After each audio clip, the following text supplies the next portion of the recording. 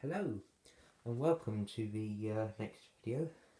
I haven't done one for about, what, I'd say maybe a week and a half, so it's good to make another video again. This video was requested by somebody.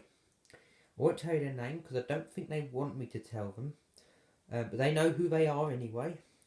They talked to me, they requested a video about what's the best bulb for a street lamp. So, I've got a range of different bulbs here, and I can tell you what kind of stuff's more efficient and what are cost effective. Let's have a look. First of all, we've got this tray of stuff here. Let's have a look in here. So, for different like, bulbs are different, and it's because they got different uses. So, obviously there's loads of different bulbs out there, and they're all made because they're the best thing for whatever it's going in. So this is a bulb for a normal household, socket. I think there's one in here. Yeah, there is. This is an LED one, which I'm not very fan of LED, but I've got one. Shove the packaging over here. So this is good for a household. But what's the good for a street light? So it depends on your application for the street light. So if you were a side road or something like that, or something of that, then this is my favourite. Anyway, I think this is the best bulb you can get for a side road one.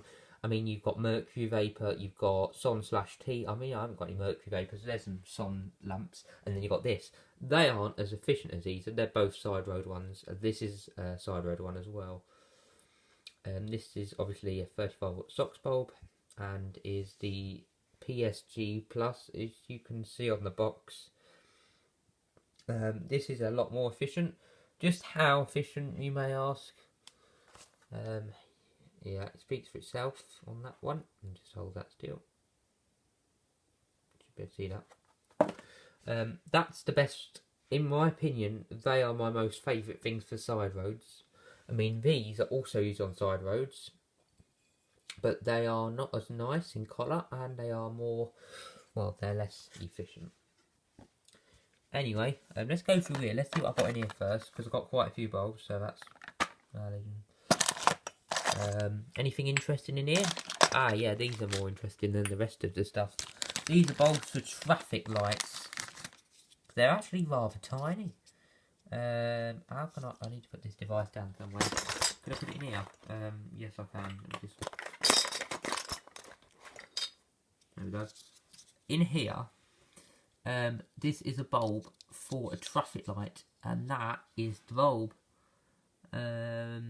If you don't believe me, however, I can soon show you. I'll just put that back.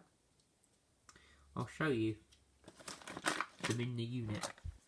So this traffic light here, I can just take this apart, and that one. So I'll just show you the green one. I should have opened it up the other way. There is the bulb, and that is extremely bright. Surprisingly, only a tiny bulb, very, very tiny actually, even tinier than your average halogen, because normal halogen bulbs aren't like that. So as I was saying, for a side road street light, that's my favourite bulb. Now the main road street lights, funny enough, I've only got one bulb for a main road street light, and it happens to be the best one I've got. Now this one here, which you've probably seen in an earlier video, it's my 135-watt SOX. I don't really like picking it up too much, because if I break it, then they last for about 5 years, these ones. I mean, the average ones are 3 years, but this one is a 5-year one. Surprisingly, it was cheaper than usual, so obviously you can see a size comparison there in my hand. And anyway, that's 135 watt. That's best for that. It's so efficient. It's like, it's the best. It's more better than LED. And just to show you how, have I got an LED light here? So it's A++. This isn't LED. However, this light is LED. See, it says LED bulb.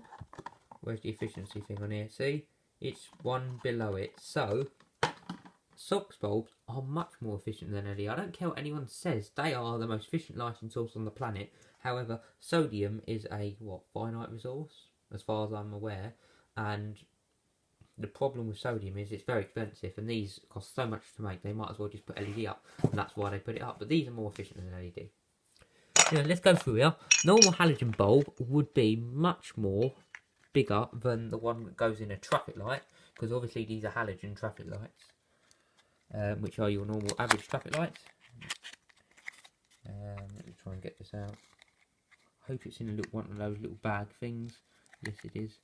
Because if you touch a halogen bulb, it actually damages the structure of the glass because of how hot these get. The glass melts, and the oil on your hands actually affects them.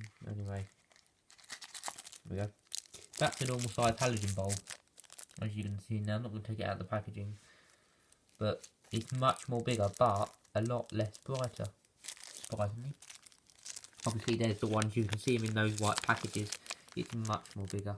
So surprisingly, that surprised me when I got the traffic light bulbs, because I thought, well, years ago traffic lights had bulbs this size, and this is an ancient bulb from a traffic light. This bulb dates from about the 1980s.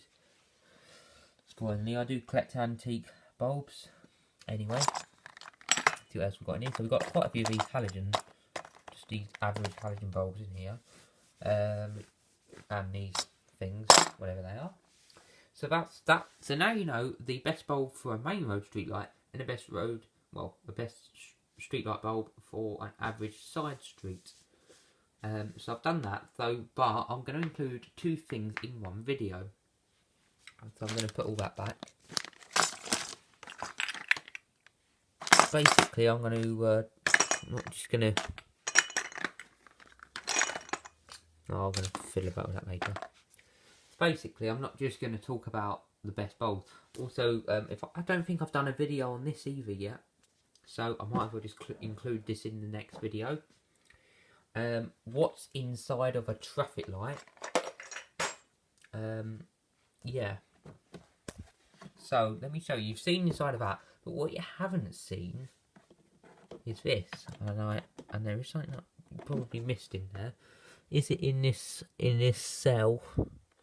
Have a look. It looks surprisingly rather clean. That's because I cleaned it out. It was so dirty before. It was just unimaginably. Well, it's crazy. It was so filthy. You literally. It's hard to describe. I reckon on this inside of here, I reckon we've got the London Transport. Well, London. That makes sense. Transport for London sticky. You might. Yeah, there you go. If I hold that, you might just be able to read it. It does say Transport for London up the top. Oh, I wish it would focus as well. If I hold it down here, you may have to turn your screen upside down. However, this should focus. But it's not going to, which is ridiculous. But it says, I'll try the other one. They both say Transport for London. Now the red one should say it as well. Oh, I haven't turned the other one handfully. There we go. There we go. I reckon we'll get that captured. You might just be able to see that now. Oh, still a bit blurry. However, I reckon we'll be able to. I don't know why the camera's so blurry. It's so getting on my nerves. If I put it close up, does it make it better? Or worse? Oh gosh, it's a pain in the arse, this camera, but I promise that says Transport for London. You might just be able to vaguely see that. I am getting a new camera soon, so I promise on that. Let me see if I can focus it just like this. There we go. There we go. That's better. There you go. Now you can see the whole sticker now. Transport for London, and the brand sticker for the actual unit. If I use my head to hold the rest of it up, there's another sticker inside of there as well, just saying Transport for London. So there's quite a few of those in there. There's 3, but it's stupid because there's 2 in here, there's 1 in there, and there's none in there. So shouldn't they put 1 in each, maybe? Oh, yeah, it gets on my nerves a bit. Right, now we'll turn this on. So the one thing I like about these traffic lights are that they are halogen, which makes me feel very happy when they turn on and off, because they dim change colour. So as you can see, that's on. Obviously all three collars are on. Now when you watch them turn off, they don't just go straight off like an LED one, they dim to turn off. Like that. And all the collars do it. If I show you, trying to show you that complete thing from a distance. Right, let's focus it on there. Right, now you just see it just dims, and that's one thing that I love about traffic lights that they're getting rid of. I love that, you know, every city centre, including London, still, funny enough, has these type of traffic lights. Without, if you've seen the white boarding around the edge, London does not have them like that. So this is like a proper unit. But also in Chesterfield, I believe they got a lot of the traffic lights that have this dim change. There's two types of traffic lights really. This one is called not a Meller, I was almost going to say that. This one's called an optic, because this looks like loads of LEDs in there. However, I've just showed you that there is no LEDs in that. These are basically like, well, tiny little optic things in there, and in each one. So that's why they're called optic. And the Meller, they got halogen bulbs in, but instead of having like these like things that make it look like LED and gives the light out over the whole thing, they've basically just got a piece of glass over that. And in Chesterfield, let me try and think where they got them. Near Saltergate, they got a load of them there.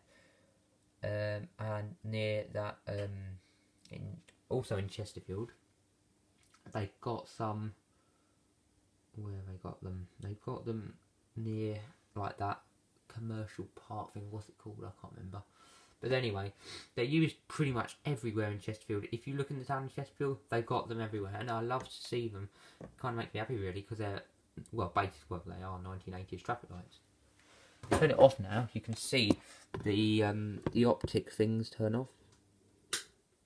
How it just dims out? It's just brilliant, you know. Anyway, I think that concludes today's video. Ooh, I might just shove this bulb back in the street light. This is an additional extra part of the video.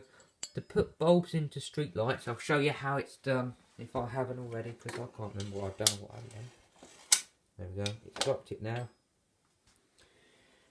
Right now I've released this wire.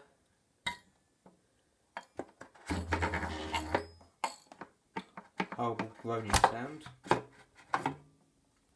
There it is. That's now, I'm going to have to carefully put that back in there.